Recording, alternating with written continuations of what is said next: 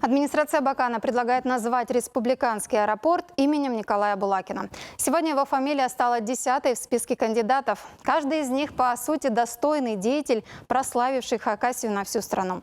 Например, Совет старейшин хакасского народа выступает с инициативой присвоить аэропорту имя заслуженного пилота России Петра Ткнина. Авторы идеи считают, что именно он спас местную авиацию от разрухи 90-х и начала нулевых. С подробностями Константин Кравцов.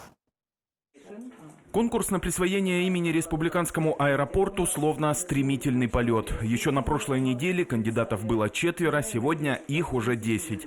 Абаканские власти делают ход конем. Алексей Лемин предлагает назвать воздушную гавань в честь народного мэра Николая Булакина. Столь же популярный, как и авторитетный. Это Булакин подарил городу десятки, а то и сотни объектов, от маленьких скверов до крупнейших, будь то, например, спорткомплекс «Абакан».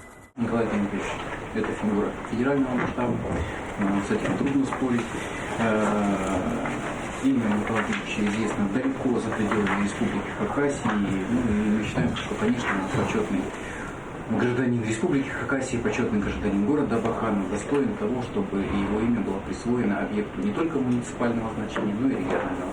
Впрочем, среди условий конкурса есть четкий пункт, что в качестве претендентов не могут рассматриваться имена политиков новейшей истории, это последние 100 лет. Это значит, что еще вопрос, дойдет ли инициатива мэрии до голосования. Что касается других фамилий, представленных сегодня: Михаил Кильчичаков, писатель, сказитель Петр Кирбежеков, Василий Угужаков, ветеран Великой Отечественной, Матвей Барахтаев, летчик-истребитель, и Петр Ткнин, тоже пилот. По сути, наш современник. В Хакасии Ткнина отлично знают и помнят. Командир вертолета, жизнь посвятивший небу. Геологоразведка, чрезвычайные ситуации, доступ в горные районы. Все это и не только обеспечивал Петр Ткнин и его вертолет.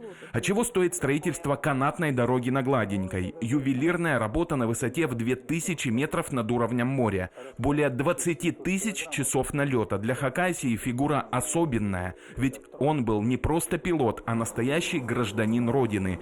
Петр Ткнин даже написал книгу о национальной культуре и кухне. Его кандидатуру единогласно поддерживают в Совете старейшин хакасского народа. Это единственный сегодня заслуженный летчик-пилот среди коренного населения Республики Хакасия.